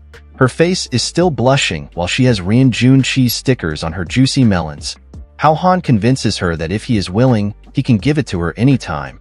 But if he isn't willing, she can spend a whole day and night on him and still not succeed. He tells her to try if she doesn't believe him. Jilu's eyes widen, her mouth pauses, and sweat emerges from her face. Unbelievably, she asks how that can be. In novels, men last no more than half an incense stick's time. Hao Han mockingly asks if her novels mention such a huge bamboo shoot. Damn, that's my man. Finally, she understands and tells him she'll wait until he's willing. Hao Han is glad and tells her, all right, he'll give her a chance on the condition that she stays to help him. She agrees immediately and asks him whom to kill, while he tells her to stop touching there all the time. And I don't even know where there is. 20 minutes earlier, the squad members sent by the Bureau were killed by unknown assailants. The radio on the ground is asking, Squad D, respond and report their position immediately. Someone picks up the radio and replies. It's Tang Siyao, saying they're near the Fengyang Street parking lot and have encountered terrorist obstruction. They request immediate elite team reinforcement. The headquarters receives this and dispatches Captain Lin Fei for reinforcement, asking them to hold on. Now he had recruited more villainies to join his cause. Later, in the speedy SUV, Lin Fei and Hao Han were dispatched. Lin Fei was driving, while Hao Han, scared by the speed, asked her to slow down. She told him to shut up. Multiple armored vehicles followed them from behind. On the radio, they identified themselves as the Special Support Team, here on orders, and asked her for instructions. She picked up the radio and informed them that Squad D's block position was 500 meters ahead. She added that this was a rescue mission, so they should not engage in the fight. She instructed vehicles 1, 2, and 3 to follow her in to check the situation, while the other vehicles stayed outside and remained ready to assist. They replied affirmatively. While she was on the radio, Hao Han quickly maneuvered the vehicle to evade an incoming attack. Multiple blue light beams were visible, and a support team member asked what they were. 3 vehicles were hit and exploded on the spot. Lin Fei was shocked and asked how this could happen. Hao Han told her to look up ahead, on the 2nd floor. On the building ahead, multiple blue lights were charging. 4 bald men, armed with C-grade equipment, wolf guns, can be seen on the building's 2nd floor. One bald guy said, 3 vehicles left. First come, first served. Lin Fei radioed to the support team that there was a sniper and told them to spread out. Hao Han called out for Jilu to take action. The sniper was about to shoot when suddenly a flame slash appeared from above, destroying all their weapons by surprise. In the blink of an eye, they were hit on their heads by flame beams. All of them were eliminated by none other than Jilu. She landed on the building floor, kneeling on one knee, holding her swords tightly. In the car, Lin Fei radioed her support team that the snipers were taken care of and that everyone needed to stay alert. Meanwhile, multiple +10 notifications appeared over Hao Han's head. He wondered how he gained experience points when he hadn't done anything. The game system, Wan Xiang, popped up on the car's display screen and informed him that Jilu was considered his subordinate. He received half the experience points from her kills. Hao Han was amazed to hear that he could get stronger just by lying around and only needed to send these girls out to farm experience points for him. He put one hand behind his head and smirked, thinking he was the man who would become the king of freeloaders. Lin Fei looked back through the car glass and asked what that sound was. A giant monster emerged from the ground and hit one of the armored vehicles. This was a level 4 celestial mechanism snake. Upon seeing the monster, both of them were frozen in shock. Hao Han told her to drive quickly. The celestial mechanism was rushing to chase them. Hao Han leaned out through the car window, extended his hand, and shouted, "Earth-binding cage." Honestly, I almost forgot that he has this kind of skill. The earth started to coil around the mechanical snake like binding threads, but the snake broke free in a snap. Hao Han had no choice but to fight it himself. He thought this must be a trap and told Lin Fei to find a chance to break through, but she refused, insisting on fighting with him. Jilu quickly jumped at high speed and landed on the car, telling him that he wasn't a match for the celestial mechanism snake yet. The enemy was well prepared and very tough. Upon seeing Jilu's full figure with the caution tape, Hao Han couldn't help but be shocked, his cheeks blushing red and his eyes becoming small like a focused lens. Jilu stood up and told him she would handle it, so they could break through quickly. She then jumped toward the celestial mechanism snake, while Hao Han asked her to wait. He started to draw a new skill card, hoping the system would give him a high-level skill that could one-shot the celestial mechanism snake. To his surprise, the card he drew displayed, "Thank you for your patronage." He was furious and cursed the game system. Wan Xiang, the game system on the car's display screen, informed him that since it was a card drawing like in a gadget game, there must be probabilities. How could he get good stuff every time? Hao Han replied that it was BS because he hadn't let the system see any fan service this time.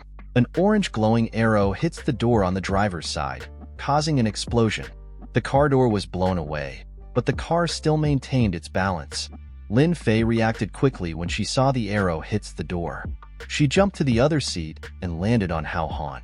He asked her what that was, and she replied, "Arrows, exploded arrows," while she was still sitting on him. The car, now driving over speed bumps, wobbled almost to the point of overturning. I wondered if it was more advanced than a Tesla. Inside the bumping car, Lin Fei asked what kind of road this was while blushing and clinging to Hao Han's head in the indescribable situation. It was harder for Hao Han, who was blushing red, suffocated by her two big, juicy melons. Lin Fei asked if he had a gun in his waist because it was poking her so hard. Hao Han replied, yes, it's his gun, and she was going to break it by sitting on it. Lin Fei exclaimed how bumpy the road was, just as she and Hao Han brushed against a sensitive spot, adding an awkward tension to the moment. Wan Xiang expressed satisfaction with the operation, feeling delighted as smoke drifted from its monitor, adding a strange twist to the scene. Hao Han, puzzled, questioned if the figure in the middle of the road was Tang Siyao. Lin Fei turned back abruptly, startled, trying to see who Hao Han was talking about. Tang Siyao stood in the middle of the road as Lin Fei and Hao Han sped toward him. Hao Han's voice trembled as he confirmed it was really Tang Siyao, wondering aloud what he was about to do.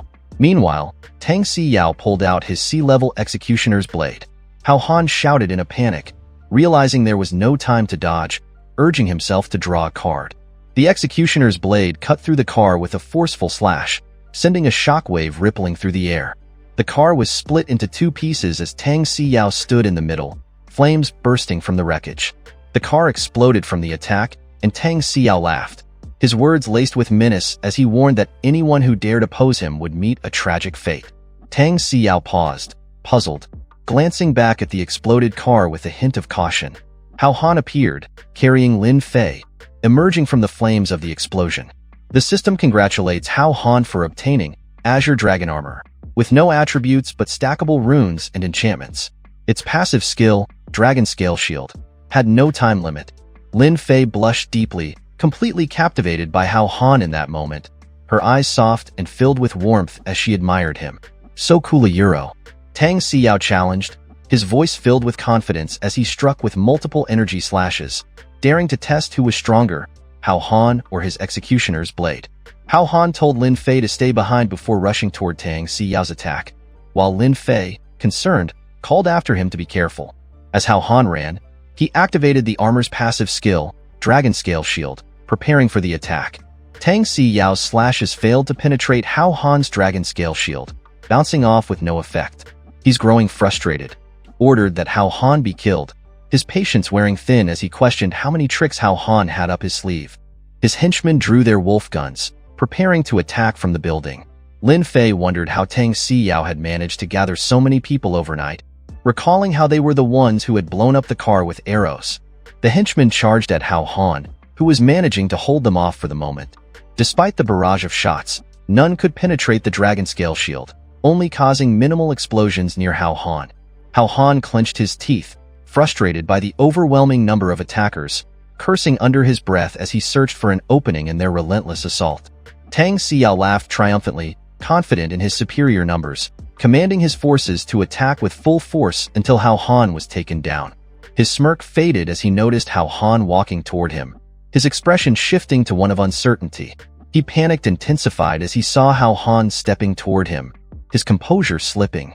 He quickly realized the plan, thinking to himself that Hao Han was trying to draw the firepower onto him. He scoffed, confident that he wouldn't let himself be caught. He yelped in disbelief, his panic doubling as Hao Han locked him down with a swift earth binding technique, leaving him flailing like a fish on land. Hao Han smirked, casually boasting how the earthbound cage could snare even a heavenly snake, making it clear Tang Siyao was no match for such a technique. Tang Siyao shrieked for him to stop, full-blown panic setting in as Hao Han turned the firepower directly onto him without mercy. One man questioned why Tang Siyao was yelling, "Stop," instead of bolting, while another, clearly mishearing, insisted he was actually shouting, "Don't stop." Tang Siyao's gangs cheered, hailing his bravery as bait and vowing not to let the guild master's trusted warrior down. His gangs were mishearing him, jumped to conclusions and roared, "Full firepower!" Without missing a beat. He stood frozen, thoughts of autumn and his grand legend swirling. But doubt crept in, the moment hanging heavy as his gaze blankly fixed ahead. His mind echoed with the thought of being a reborn warrior, ready to rise again. But before he could fully grasp it, an explosion shattered the moment. While Tang Siyao's gangs were fixed on attacking Hao Han, a massive flame strike descended from above, slamming into them with explosive force. Tang Siyao's gangs screamed, as the fire phoenix's flames engulfed them, leaving nothing but scorched ground in its wake. Rin Junqi charged in, mounted on a fire phoenix, shouting assurances to the panicked figure below, her presence cutting through the chaos as the flames roared around them. Hao Han flashed a grin, nodding in appreciation toward Rin Junqi, his gauntlet humming as he charged up for a massive strike, energy crackling in the air around him. Tang Siyao scrambled through his pockets, frustration growing as his defense emblems vanished. He waved a hand, signaling for a pause, eyes scanning the chaos. In the blink of an eye, Hao Han's punch landed, crashing through Tang Siyao with lethal precision, finishing him off in an instant, leaving no time to react. A guy in a suit, eyes narrowed, focused through a telescope, silently observing their battle, his attention sharp as he tracked every move with cold precision. The man in the suit reported to the woman lounging nearby, noting Tang Siyao's death from Hao Han's punch. She gave a small nod, her expression unbothered. Bao Xiangji, president of the Ice Frost Silver Moon Guild, commanded that Hao Han, now deemed a worthy talent, be recruited at any cost, to which the man in the suit swiftly acknowledged. Hao Han muttered in relief, his gaze fixed on Tang Siyao's lifeless body sprawled across the street. Hao Han grumbled about earning only 50 experience points for defeating a tough opponent, noting that Rin Junqi's recent kills had rewarded him with 80 points each. Lin Fei waved at Hao Han, calling out for him to come over. Hao Han shouts that he's coming as he dashes toward her, leaving Tang Siyao's lifeless body behind on the street. The scene shifted to Tang Siyao waking up inside a mysterious game device. He woke up panting slightly, emerging from the game's resurrection device. He laughed in frenzy, marveling at the treasure that granted him what felt like immortality, repeating to himself that he wasn't dead. His evil laugh echoed through the building and spilled out into the public street as he declared himself invincible. One of Tang Siyao's gang, tied up by Hao Han's group, confessed they were from the Frost Silver Moon Guild, ordered to ambush the police and steal their badges. Lin Fei noted the swift organization of a crime guild, while Hao Han immediately asked who the guild leader was. The guy shook his head vigorously, claiming he had not met the leader, explaining they were just outer circle members and not qualified to do so. Lin Fei, ready to interrogate them at the station, but the guy asked sarcastically whether this considered his actions as turning himself in, after he had jokingly referred to it as such. Rin Junqi asked Hao Han how his performance had been, to which Hao Han responded with a compliment, stating it was great. She asked how Hao Han planned to reward her for the performance. Hao Han suggested Rin Junqi help Jilu first, his mood turning suddenly gloomy. Jilu, having just dealt with the heavenly snake effortlessly, declined, saying there was no need. She remarks with a smirk that it took some effort, but the task is finally complete. Hao Han exclaimed in surprise, realizing he had gained 100 experience points in one go. The system displayed Hao Han's status, username, Hao Han, attribute, fire, occupation, undetermined, level, 3, attack, 75, defense, 35, speed, 30, critical hit, 3, mental strength, 15. Hao Han thought to himself that despite the big gain from the battle, using 100 experience points for 2 card draws still left him at level 3, realizing he'd need to save up more. Especially when he thought about how he couldn't draw again, lamenting that he'd have to thank for the patronage, once more with tear flow out of his eyes. They all returned to the safe house. The weight of the day's events settled over them as they regrouped. Hao Han complained about his hunger, noting the steep prices of takeout, and suggested they order some spicy hot pot instead. Rin Junqi offered Hao Han some noodles, sensing his hunger. She wondered if his cooking would suit Hao Han's taste. Hao Han praised the noodles, and Rin Junqi, pleased, expressed his happiness. He spluttered the noodle soup upon hearing Rin Junqi wonder when he would cook noodles for her. Jilu urged them to eat properly, calling it hypocritical to make such vulgar hints, and added that when eating gyro, she suggested they try her cooking grilled oysters with chives, calling their hint even more vulgar. Rin Junqi laughed, teasing Jilu for not understanding the rule of first come first served, while she retorted that man only liked fresh things, calling Rin Junqi an old hack. Jilu threatened to burn Rin Junqi until not a hair was left, to which he boldly challenged her, while Hao Han sighed, just wanting a peaceful meal amidst the tension. Rin Junqi declared that as long as he was present, Jilu wouldn't succeed, to which he responded by threatening to get rid of her immediately. As the doorbell rang, Hao Han breathed a sigh of relief, glad the takeout had arrived just in time to escape the ongoing tension with the girls. He opened the door, only to be surprised. There wasn't a delivery person, but a beautiful girl standing in front of him. The beautiful girl greeted him warmly, asking if he was Hao Han with a friendly smile. Hao Han greeted her, asking who she was, to which the beautiful girl introduced herself as Miss Bao's personal secretary and invited him to tonight's banquet. Bao Xiangji's secretary informed Hao Han that a suit had been prepared and urged him to make sure to attend.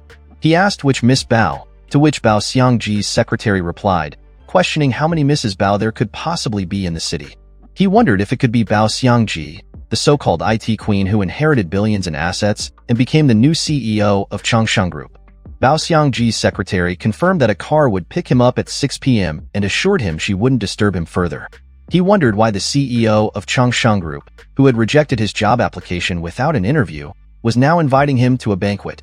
He suspected something fishy was going on, wondering if he should skip the banquet, especially after receiving a suit for the event. The box didn't contain a suit at all. Instead, it was filled with a large amount of money. Hao Han freaked out, exclaiming that they must be sincere, as he had never seen this much money before.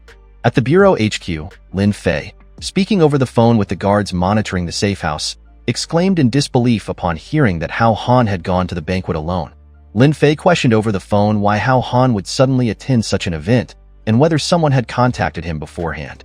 The guards explained that a car from Changshan Group delivered 3 boxes to Hao Han in the afternoon, and trusting the company's reputation, they didn't intervene.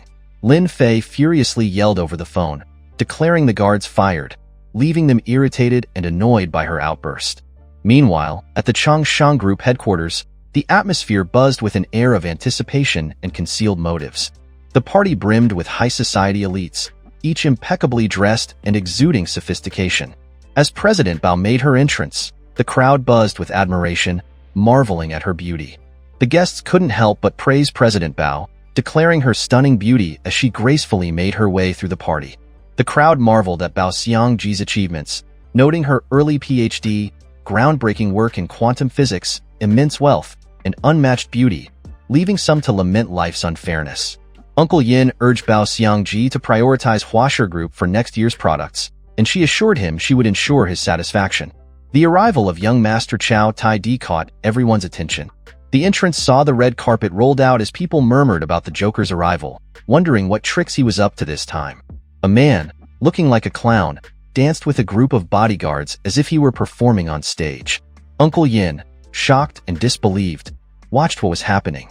Chow Tai-Di greets Bao Xiangji with a playful tone, addressing her with a casual, flirtatious remark. He made his entrance like a concert, dancing and singing with an absurdly flirtatious song, boldly proclaiming his desire in front of everyone.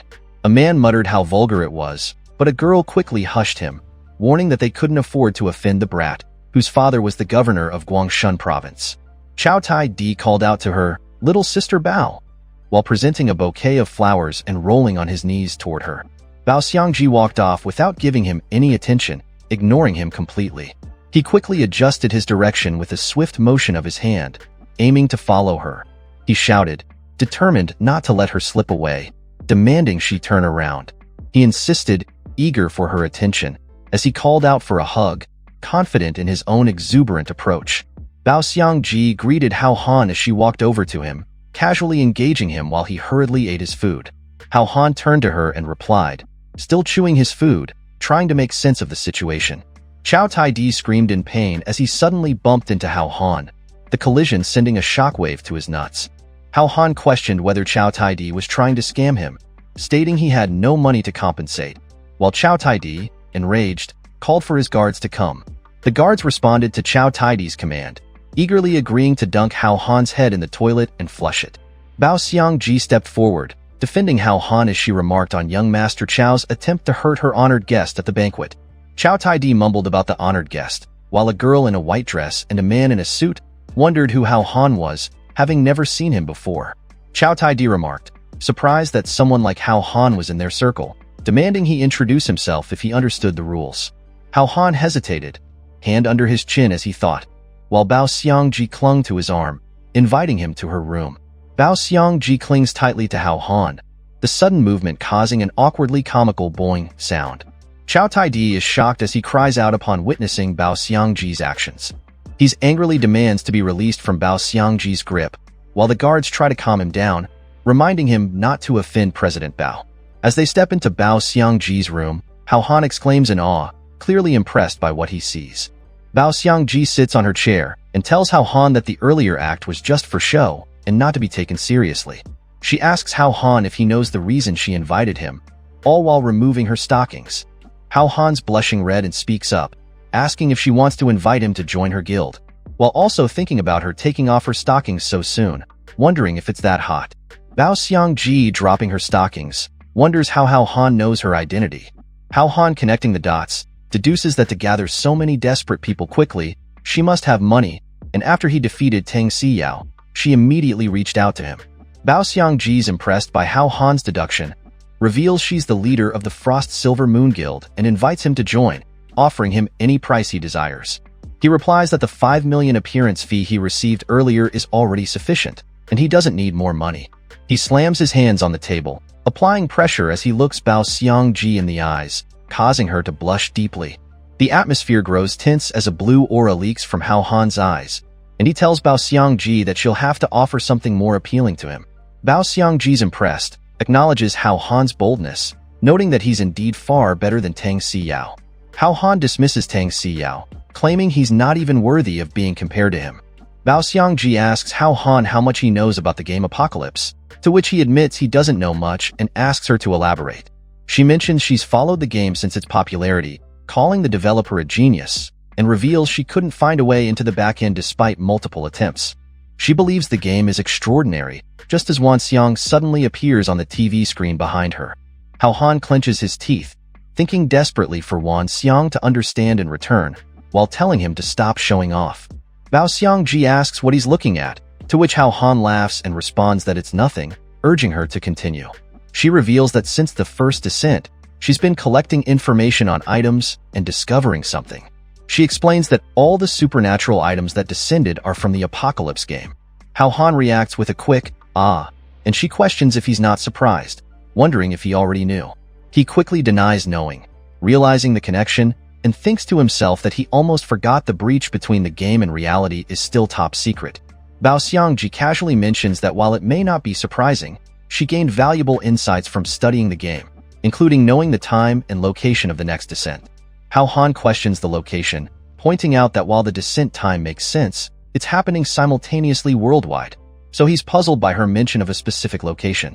She explains that while the descent happens globally, high-grade items concentrate in specific, God-favored lands, which follow a pattern despite seeming random. She had already figured out the pattern. Confidently, she declared that if the other party was willing to submit to her, she'd guide them to the pinnacle of life. Someone outside the window was spying on them. Through her comm earpiece, Lin Fei commanded all departments to pay attention, follow her orders, and prepare to act, receiving a prompt "yes" in response. Lin Fei, anxious and concerned, realized Bao Xiangji was the mastermind and feared that if Hao Han cooperated, the police would lose control, so they had to act first. Hao Han apologized, explaining that he'd already promised someone else and didn't break his promises, leaving Bao Xiangji stunned, unable to believe it.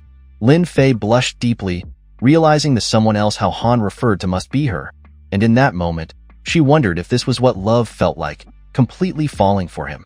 Hao Han firmly suggests that she disband the guild before the police catch up with her, then bids her farewell with a sharp goodbye. Bao Xiangji's secretary asked if they needed to arrange for someone to eliminate him, but Bao Xiangji calmly responded that it wasn't necessary. She found the man interesting enough to keep around for entertainment, confident he'd eventually be hers. Outside the Changshan Group headquarters, someone in a luxury car kept counting down the time. 9:45, 9:46. In his car, Chao Taidi muttered, 9:47, his face grim and his teeth clenched in frustration. His guard reported that the man had come out, to which Chao Taidi responded with a smirk, noting that he either moved quickly or nothing had happened at all.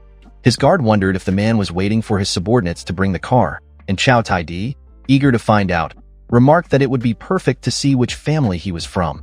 Hao Han quickly took out his phone to scan the QR code for a public bicycle.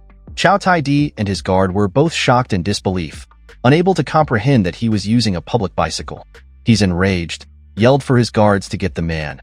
calling him trash and a pauper for daring to defile his goddess, and his guard immediately responded with a quick, yes. He's angrily demanded to know if the guard had stepped on the gas pedal, and when the guard confirmed he had, Chow Tai-di, frustrated, questioned why the car still wasn't moving. His guard urgently told him to look behind. A man had lifted the back part of the car, preventing it from accelerating. It was Tang Siyao, addressing young Master Chow with a suggestion to have a conversation. Later at Hao Han's safe house, Hao Han muttered to himself, lamenting that even public bicycles now cost 4 yuan, a price he couldn't afford to pay. Lin Fei noticed his return and was concerned, suggested he must be exhausted, offering him some water. Hao Han thanked her, and Lin Fei's reminding him that the weather was getting hotter, advised him to drink plenty of water. She complained about the air conditioner not cooling at all, expressing her frustration and wishing it were cooler. She asked if he was feeling unwell, but Hao Han, with a smile, turned the question back on her, wondering where Ren Junqi and Zhu were. Suddenly, Lin Fei punched the wall with full force, causing a crack to appear. She explained that she had sent the others to get their ID cards renewed, leaving just the 2 of them at home, and warned Hao Han to behave, advising him not to refuse a polite offer only to be forced into a less pleasant one, to which he quickly responded understood. Lin Fei, acknowledging his excellent performance that night, decided to reward him, making it clear that she wasn't someone to be taken lightly. She suggested they make the most of their time, assured that no one would interrupt them, unaware that a missile was now targeting their safe house. The close-in weapon system whirred to life, swiftly responding to the incoming missile with precise, calculated efficiency. The close-in weapon system intercepted the missile, neutralizing the threat in a burst of rapid precision. Both were caught off guard by the sudden explosion from the interception. Hao Han questioned the chaos, while Lin Fei explained that the close-in weapon system had been activated. Hao Han marveled at the use of a close-in weapon system, while Lin Fei urgently demanded an update from the security team about the situation outside. The defense squad reported that the radar detected a short-range artillery attack and initiated an automatic interception. The defense squad confirmed the safe house remained intact, aside from a few broken windows, and focused on locating the artillery launch position. Chow Tai-di questioned the absurdity of someone installing a close-in weapon system on their roof. He's panicked, questioning the identity of their target and lamenting the trouble they faced after failing to kill him and creating a mess instead. Tang Siyao urged calm, explaining it was merely a step in setting the target. He promised that the real show was about to begin. He released a swarm of insects, each glowing with a mysterious purple aura. Chow Tai-di demanded to know what was happening, while Tang Siyao simply responded, confirming it. They were level 2 blast cicadas, equipped with numerous tiny missiles on their backs. The blast cicadas unleashed a rapid barrage of tiny missiles, creating a storm of projectiles. Lin Fei urgently ordered the anti-terrorist team to be called in, suspecting that if they were using artillery, other weapons were likely in play. The defense squad muttered in disbelief as they paused, watching the incoming storm of missiles approach. The missiles streaked through the sky, resembling a meteor shower hurtling toward the ground. The explosions erupted in rapid succession, one after another, shaking the air with relentless force.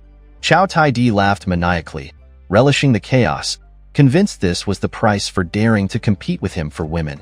Tang Siyao suggested moving on to the next location to continue the game, while Chow Tai-di questioned if their target had been blown to pieces. Tang Siyao reassured him, confident their target was tough enough to survive and that killing him so easily would be far too simple. After the storm of missiles, nothing was left standing and everything had been demolished. Hao Han breathed a sigh of relief, noting how close they had come to being blown to pieces, as he pulled out the dragon scale armor and activated the dragon scale shield just in time. Lin Fei fumed, cursing the arrogance of it all, suspecting that this chaos had something to do with Bao Xiang, the guild master of the Frost Silver Moon Guild. Later she kicked open the door to the board of directors meeting at the Changshan Group headquarters. Lin Fei and Bao Xiang faced off, their eyes locked in a tense confrontation. Bao Xiang calmly asked, feigning innocence, if something was wrong. Lin Fei demanded that Ms. Bao come with them, suspecting her involvement in a terrorist attack, while she displayed the arrest warrant. The board members shouted in disbelief, asking if Lin Fei knew who Ms. Bao was. Bao Xiang scoffed, taunting Lin Fei, questioning if she truly believed a handful of men could take her down. She coldly dismissed the threat, stating that it wasn't nearly enough to stop her. Hao Han shouted for calm as he sprinted toward the scene, rushing to intervene in the tense confrontation between Bao Xiangji and Lin Fei.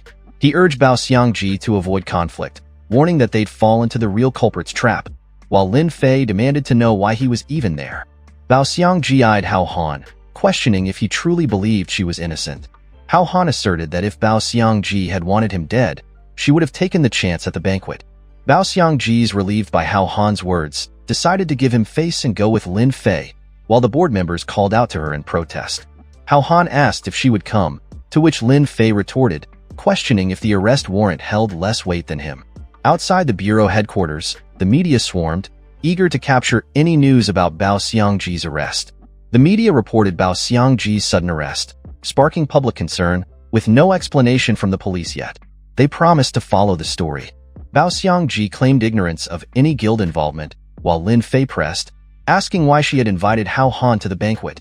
Bao Xiangji claimed she admired him and simply wanted a deep conversation, while Lin Fei, frustrated, was at a loss for words. Lin Xiang asked Hao Han if he truly believed it wasn't her, and Hao Han responded that she wouldn't rush to silence him since she still wanted him to join the guild. Lin Xiang asked who Hao Han thought might be after him, and he responded that he wasn't concerned with the attacker's identity, but rather with something else. He expressed concern not about the attacker's identity, but about their motive for doing this. The scene shifted as Bao Xiangji opened the door. But suddenly, she was startled and froze in place. Tang Xiao, catching her off guard from behind, asked if the system that could predict the future was in the room. Hao Han felt as though he had fallen into the enemy's trap, and Lin Xiang asked what they should do next. Hao Han decided to go to Bao Xiangji's company to keep an eye on her subordinates, just as an officer urgently reported to the chief that it was bad. The officer urgently reported that the prison was under attack by superhumans, targeting the high-security inmates, and the prison guards were requesting immediate backup. Lin Xiang was furious, calling it lawlessness to raid even the prison, while Hao Han suspected it might be the same people who attacked him and decided to head there immediately. Lin Xiang called for Hao Han to wait, as Hao Han wondered what could be more urgent than the jailbreak. Lin Xiang told Hao Han there was a team of his he could take with him. Hao Han froze, puzzled, wondering what Lin Xiang meant by his team. The quick response Thunder Squad, formed by Lin Xiang to follow Hao Han's command, greeted him respectfully as they addressed him as captain. Hao Han was taken aback, but Lin Xiang explained that they were all top experts, each capable of fighting 10 enemies alone. Lin Xiang stated that with special ability badges, the team was stronger and assigned Hao Han as their captain. After Director Lin Xiang's explanation, Hao Han immediately commanded his squad to move out. Meanwhile, at the prison, the prisoners yelled for everyone to get in the car, while a female officer begged one of them to let her go. Suddenly, a fireball hit one of the prisoners in the face. The prisoners, curious, asked who Hao Han was as he showed up. Hao Han commanded his Thunder Squad to arrest everyone and execute those who resisted, to which the squad responded affirmatively. The prisoners shouted to each other to run, questioning the necessity and lamenting the lack of honor among thieves. Later that day, the Thunder Squad informed Hao Han the situation was under control, and he asked about the special ability users who raided the prison. The Thunder Squad reported there was no sign of the special ability users, and Hao Han realized it was a diversion. Back at the Changshan Group headquarters, the atmosphere was tense as the situation unfolded rapidly. Bai Xiangji's secretary, gagged by Tang Xiao, struggled to speak while Tang Xiao, on the phone, asked about Hao Han's whereabouts. Tang Xiao decided to wait for Hao Han while Chow Tai-di, in a panic, urged everyone to flee quickly to avoid being caught. Tang Xiao reassured them, vowing to ensure Hao Han's demise without a trace, before smashing his phone. Hao Han and Ren Junqi arrived at the Changshan Group headquarters aboard the Phoenix. He praised Ren Junqi for her help, to which Ren Junqi offered to accompany him upstairs. Hao Han spoke, noticing that all the guards had been taken down, sensing that something was definitely wrong. Tang Xiao walked out slowly, revealing himself as he greeted Hao Han, saying he had been waiting for him. His smirking smile exuded mischief, with his eyes glowing ominously. Hao Han's expression darkened, his eyes widening in disbelief as he stared at Tang Xiao, unable to comprehend how he was still alive after having killed him with his own hands. Tang Xiao chuckled maniacally, revealing with a gleam in his eye that he had returned from the dead, claiming to be immortal now, mocking Hao Han with the certainty that he could never be killed. Hao Han, determined, declared that instead of killing Tang Xiao, he'd arrest him and lock him up, as he and Ren Junqi charged towards him with urgency. Tang Xiao taunted them, challenging Hao Han to try locking him up, but only after overcoming the barrier he had set in place. Suddenly, vertical beams of energy shot out from the bars, catching everyone off guard. The beams formed a barrier, trapping Hao Han and Ren Junqi inside. Ren Junqi questioned the barrier, while Hao Han shouted to charge out. Hao Han grunted in frustration as he tried to kick the barrier to break free. As Hao Han's leg touched the barrier, it seemed like some kind of effect activated, but his kick had no apparent impact. He wondered aloud how they had suddenly ended up in a completely different location, his confusion mounting as he looked around. He asked Wan Xiang what was going on, and Wan Xiang explained that they were trapped in an illusion created by an S-class item, with no way out unless the formation was broken from the outside. Hao Han exclaimed that it seemed there was no way out, but Wan Xiang reassured him that while it was hopeless for others, there was still a glimmer of hope for him. Wan Xiang announced it was time to remove the first seal on Ren Junqi, who responded in confusion, asking about the seal. Hao Han's face grew serious as he wondered how he could possibly remove the seal. Wan Xiang casually explained with a playful tone, showing a mischievous image on the phone screen that demonstrated how to break the seal. In an instant, the poem, 1,000 Chances to Create a Happy Life, embracing a brighter, more beautiful future, came to Hao Han's mind, making him grow even more serious. Wan Xiang urged him with a mix of impatience and amusement, insisting any of the options would work, all while showcasing a slew of mischievous images. Hao Han retorted with disbelief, accusing him of fearing she couldn't handle the situation and wondering if he was rushing him into trouble. Wan Xiang mentioned that even game characters had biologically safe periods, leaving Hao Han questioning the concept in confusion. Hao Han began to understand, realizing something mischievous as the thought crossed his mind. Hao Han speculated if it meant he could act freely without concern, while Wan Xiang reassured him that the characters he created were completely secure during their safe periods. Wan Xiang explained that fusion boosted strength, shattered illusions, and doubled combat power through a soul bond, while Hao Han grinned confidently like an experienced player. Hao Han observed Ren Junqi with a calm yet curious gaze. He politely expressed that he had to rely on Ren Junqi, who quickly reassured him that it was no trouble and that he was willing. He's revealing a freakishly lustful demeanor, thought to himself with anticipation. Finally, he can. He's savoring the moment, thought to himself, sweet and satisfying. As the atmosphere turned tender, with Ren Junqi blushing deeply. In a flash, Hao Han swiftly moved his hand, sending all of Ren Junqi's clothes flying into the air. The scene felt like a quiet wilderness. Today, it finally welcomed what had been long awaited: rough, enduring, vigorous, and dark. A happy experience unfolded. Ren Junqi exclaimed with joy, overwhelmed by delight in the moment. Hao Han urged, thinking they needed to hurry and not waste any more time. The scene shifted, resembling a bursting water flow, emerging from a dam. It surged forward like a tsunami flood. It finally cascaded to its last drop. Only a lingering aura of energy remained. With the seal removing operation complete, an energy light began to emerge. He asked if this was the seal's removal, and Wan Xiang confirmed it excitedly, revealing it as the character's second-level form. After removing her seal, Ren Junqi achieved her second-level form, the spirit form. She pointed a finger to the sky, surrounded by a glowing halo ring. She unleashed an energy beam, shooting it into the sky. The energy beam caused the sky to crack. The illusionary world crumbled, shattering into pieces. Back at the Changshan Group headquarters, the scene shifted swiftly. Tang Xiao scoffed as he picked up the S-class illusion magic item. He smirked, eager to see their desperate expression. The S-class illusion magic item began to act erratically, sparking with electricity. He exclaimed, "Wah!" as an explosion erupted from the S-class item. He sat on the floor, rubbing his face in disbelief. "How is this possibly a euro?" he muttered. He noted that it seemed not only could they not die a euro. Hao Han smirked, showing off Ren Junqi's spirit form, commenting that his life was pretty tough too. He declared he would send them on their way himself. Tang Xiao threatened that they should wait, all while pulling out other items with his hands. He cursed Hao Han, repeatedly shouting for his death, as he pulled out A-class equipment, twin wind blades. He used his twin wind blades to slash through Hao Han's Azure Dragon armor. Hao Han freaked out, exclaiming in disbelief as he saw his Azure Dragon scale armor pierced. Wan Xiang explained that the Wind Twin Blades could break through any armor and that the spirit form could transform into any weapon. Hao Han called out to Ren Junqi, summoning her with one hand as she spiraled into his grasp, while Tang Siyao jumped into the air, ready to attack with his twin wind blades. With a swoosh, Tang Siyao's twin wind blades were shattered into pieces. Hao Han praised the sword, impressed, as Ren Junqi transformed into the S-class equipment, the Spirit Eye Sword.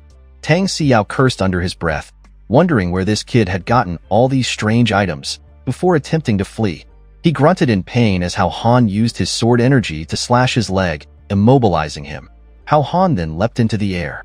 Tang Siyao cried out in pain as Hao Han descended from the air, stabbing him from behind, leaving him in agony. Hao Han declared that this time he wouldn't let Tang Siyao escape or die, demanding to know how he had come back to life last time. Tang Siyao smirked, telling Hao Han to ask him that question in his next life, while detonating an energy self-destruct bomb in his hand. A massive explosion erupted inside the Changshan Group headquarters. Lin Fei shouted desperately, calling out Hao Han's name, trying to get a response after Tang Siyao's explosion. Hao Han, trembling, lifted his hand weakly and murmured that he was there. He urged them to quickly take Ren Junqi to the hospital. Lin Fei questioned how Hao Han had emerged unscathed after such a powerful explosion, and he explained that Ren Junqi had saved him at the last moment. Hao Han's mind races back to the tense moment when Tang Siyao prepared to detonate the bomb, intending to take them both down. He recalled the moment just before Tang Siyao detonated the bomb. Ren Junqi transformed from her sword form into a shield, protecting Hao Han. Despite being protected by Ren Junqi's shield spirit form, the immense damage shattered even the Azure Scale Dragon armor. Hao Han, only slightly injured himself, cried out for Ren Junqi, his concern focused entirely on her condition. Ren Junqi, gravely injured but more worried about Hao Han's well-being, managed to say she was glad he was safe before losing consciousness. Hao Han extended his hand desperately, trying to catch Ren Junqi as she collapsed from her injuries. As Hao Han walked up the stairs, Lin Fei couldn't help but imagine the terrifying scale of the explosion, muttering to herself that these people were truly insane. Hao Han revealed that Tang Siyao was still alive, surprising Lin Fei, as he explained that although he wanted to capture him alive, Tang Siyao had escaped using a fake death trick. Hao Han added that Tang Siyao might have already obtained Bao Xiangji's top-secret program. He urged them to hurry and check, and they both ran up the stairs. He swiftly opened Bao Xiangji's office door. They found Bao Xiangji's secretary gagging on the floor. Bao Xiangji's secretary revealed that it was Chow Tai-di who stole the young lady's program, which left Hao Han exclaiming in surprise. Lin Fei questioned the whereabouts of the guild members, bewildered by how easily the enemy had invaded. Bao Xiangji's secretary angrily revealed that the guild members had all been bought off and defected to Chow Tai-di. Back at the Tang Siyao resurrection compound, Tang Siyao screamed in frustration, echoing the same words as when he was resurrected last time. Tang Siyao let out a grunt as he fell off the resurrection device. Hao Han grimaced in pain but resolutely promised to not fail again. At that moment, his phone rang. Tang Siyao asked where Kai Tai-di was, speaking urgently into the phone. Chow Tai-di shouted back furiously, cursing as he spoke, his voice filled with anger. He angrily demanded an explanation for the explosion that ruined everything, while Tang Siyao cut him off, urgently asking about the USB drive he had requested. Chow Tai-di, furious and panicked, declared that he couldn't allow Tang Siyao to cause any more chaos.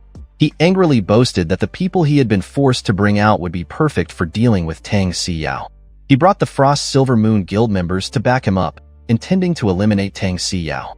Tang Siyao scoffed, confident that the weaklings Chow Tai-di brought couldn't possibly deal with him. Chow Tai-di ordered his men to attack, promising a 3 million reward to whoever could kill Tang Siyao. The gangs, eager for the bounty, shouted, urging each other to kill Tang Siyao. Tang Siyao, dismissing them as a bunch of ants, pulled out an A-class equipment Nightshade Claw.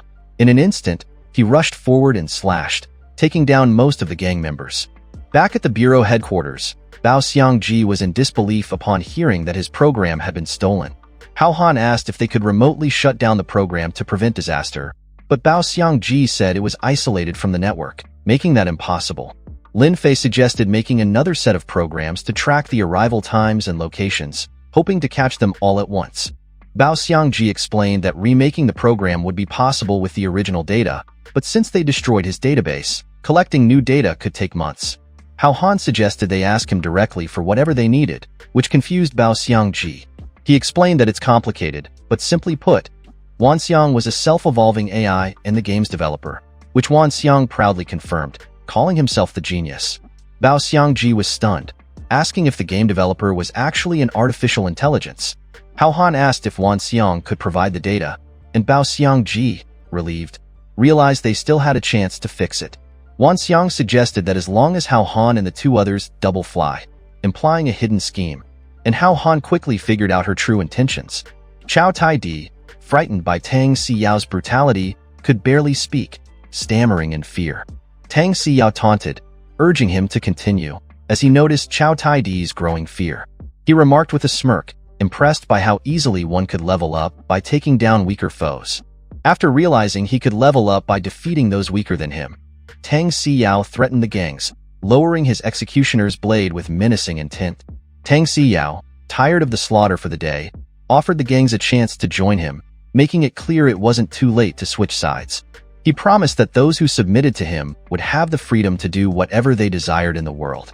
The gangs immediately bent their knees before Tang Siyao, acknowledging him as their boss. Tang Siyao remarked that with so many people now under his command, money would become a problem. He asked Chow Tai-di if he had claimed to be rich, his tone sharp and the atmosphere around them growing tense. Chow Tai-di stammered, revealing that his family's financial situation was actually pretty average. Tang Siyao threatened Chow Tai-di, holding his executioner's blade in front of him, demanding he call his father and get 300 million or be ready to collect his corpse. Chow Tai-di, fleeing as fast as he could while calling out for his mom, heard Tang Siyao demand for him to be brought back. Tang Siyao's gangs, chasing after Chow Tai-di, shouted for him to stop, but their cries turned to dismay. Tang Siyao, with a demonic look on his face, declared that with money, men, and the program, domination of the world was inevitable, warning Hao Han to prepare for his impending death. Meanwhile, at the Rose Hotel room, the atmosphere was tense as events unfolded rapidly. Hao Han stepped out of the bathroom, his lower body covered only by a towel. Both Wan Xiang and Lin Fei turned their backs to each other on the bed, seemingly ready to go along with Wan Xiang's offer. It seemed like Lin Fei was still stubborn, struggling to go along with the plan. She turned back and lay down on the bed with frustration. Hao Han suggested that if Wan Xiang changed her mind, it wouldn't be too late. Wan Xiang casually removed her clothes without hesitation. She's blushing with embarrassment, muttering that reclaiming what she had lost was the only way. She mentioned she was going to have a bath first, to which Hao Han simply replied, "All right." Wan Xiang noted it was their first fight as a trio and stressed the data's importance, while Hao Han criticized being forced into it. Wan Xiang questioned how Hao Han knew it was against their will. Hao Han paused, realizing what Wan Xiang meant, the conclusion forming in his mind. Wan Xiang revealed that through electronic devices, he could track heart rate and hormones, showing that she had secretly been infatuated with Hao Han for a long time. Hao Han chuckled, thanking the boss, while Wan Xiang clarified that he wasn't forcing her, but simply helping her realize her desires. As they schemed the plan, a high heel struck Wan Xiang's monitor screen. Lin Fei warned that if Hao Han kept making lewd sounds, she'd break him, and Hao Han reluctantly acknowledged it. Wan Xiang casually remarked that Lin Fei's rising estrogen levels indicated she was just being stubborn. Suddenly, Wan Xiang wrapped her arms around him from behind. Blushing deeply, she admitted her feelings, explaining that it wasn't just his experiences that drew her in, but the calm confidence he showed when facing her, something she'd never seen before. She confessed that while most treated her with excessive reverence, their eyes filled with desire. Only he could remain unaffected by her beauty and act naturally around her. Hao Han admitted that he hadn't ignored her but was simply a bit slow to catch on. After hearing Hao Han's words, she caught him off guard with a kiss, leaving him blushing and visibly flustered. They shared a tender moment, their muffled sounds expressing the sweetness of their connection. Lin Fei, clearly displeased with the situation, lay on the other side of the bed, clutching her hands tightly, silently yearning to have Hao Han to herself. Hao Han, confused and flustered, questioned aloud if he was the one actually lying down. Wan Xiang reached out with a sly gesture, suggesting that the game system must enjoy watching moments like these. She held something tightly, something that was unmistakable in its meaning. She eagerly expressed her intent to give the game system a memorable show between her and Hao Han. Lin Fei reflected on her past, recalling how she had been the center of attention since the moment she entered the police academy. She thought back, acknowledging that while there were people pursuing her, it never truly mattered. Her thoughts echoed, questioning how a weak man could ever conquer her. She recalled how, after entering the Special Service Bureau with top scores, fewer people dared to approach her except for the playboy Tang Siyao, who had ill intentions. She thought back to when she first met Hao Han, assuming he was just an ordinary loser. She reflected on how, despite her initial judgment, his actions and everything they had been through changed her perspective. She thought that everything Hao Han had done made her believe he might truly be her soulmate. Her thoughts turned to the present, where her destined soulmate lay on the bed with another woman, and the anxiety almost brought her to tears. She found it too strange, while Bao Xiangji's responses were filled with delighted frustration. She could barely hold on any longer, her patience running thin as she wondered how much longer it would take, because it seemed she is reaching her breaking point. Hao Han reassured her that there was still time as clenched his teeth tightly. Bao Xiangji suddenly called out to Lin Fei, pleading for help. Lin Fei stood up, her face flushed red as she declared that she was not like the others. She was shocked by the scene, unable to understand how this man could be monopolized. Her mind began to cloud as her desires pushed her to the edge, urging her to accept reality. She barely restrained herself any longer. Her face flushed bright red like a tomato as she desperately pleaded for help, unable to hold on anymore. Flushed with embarrassment, Lin Fei tried to compose herself, using her hand to clutch her suit as she told them to stop being so dramatic.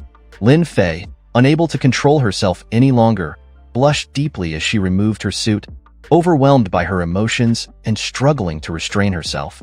Bao Xiangji, feeling a sense of relief as she finally settled in, expressed her satisfaction, glad to finally be able to rest. Hao Han, ready to enter, was met with Lin Fei's challenge, urging him to show what he had. At that moment, only one word could describe the situation: intervene. Lin Fei clenched her teeth, appearing to experience a brief moment of pain. The scene shifts, with Lin Fei envisioned riding a white horse, a metaphor as the operation continues. She spurs the horse faster, her gaze averted, cheeks flushed red, as she calls out for help. She winces, urging him to go slowly, despite the pain. Unable to stop herself from letting out a soft gasp, she gasps in frustration, feeling overwhelmed and unable to bear it any longer. The operation concludes with a loud neigh from the horse, signaling its end. Lin Fei lets out a sharp cry as she tumbles from the horse, her excitement at reaching the target overshadowing her balance. She hesitated, her words catching in her throat as she slowly acknowledged the situation, a mix of disbelief and acceptance that she actually took it. She couldn't help but feel a strange sense of wonder, her thoughts racing as she processed the unexpected yet oddly pleasant situation. Hao Han questioned the system, wondering if it was finally content with the events that had unfolded. Hao Han panicked, questioning what was happening, urging that his big brother wouldn't scare him, but Wan Xiang, the system only displayed an error screen on the monitor. Lin Fei questioned the situation in confusion, unsure of what was happening. Wan Xiang quickly reassured, explaining that the previous data was just too abundant and rich for the system to handle properly. It admitted that it had actually evolved, transforming into a cute girl, displayed on the monitor screen. Hao Han freaked out upon seeing Wan Xiang's new form, unable to believe that the system had evolved into a woman. Wan Xiang instructed to send the data, signaling that Bao Xiangji could now begin building the program, to which he quickly agreed. Lin Fei asked if Bao Xiangji could predict when the next descent would begin, to which he responded that it would take time. Hao Han dismissed the need to predict the descent time. He revealed that it had already begun. He urged to quickly locate the resource-rich area and go after Tang Siyao. This is the end of the video. If you guys want to see the next part, then don't forget to subscribe and like the video.